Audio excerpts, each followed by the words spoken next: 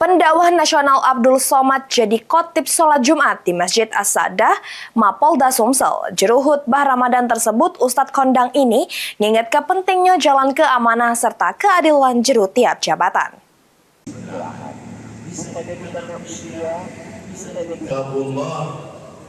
Sholat Jumat dipeloi oleh Kapolda Sumsel Irjen Pol Sandi Nugroho, para pejabat utama, serta ratusan personel Polda Sumsel. Juru khutbahnya Ustadz Abdul Somad nyampe ke tiap gawean bisa bernilai ibadah, aman dijalankan dengan niat yang tulus serta penuh tanggung jawab. Ustadz Kondang ini juga mengingatkan aman kekuasaan merupakan amanah yang kelak bakal dimintai pertanggungjawaban.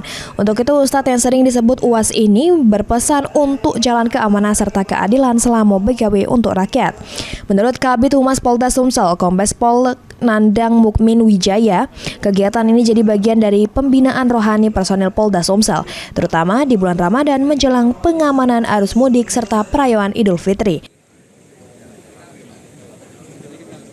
Aktivitas pelaksanaan tugas kita itu asalkan memang bermanfaat bagi masyarakat, ya, untuk menegakkan kebenaran, ya, keadilan, dan tentunya bisa nantinya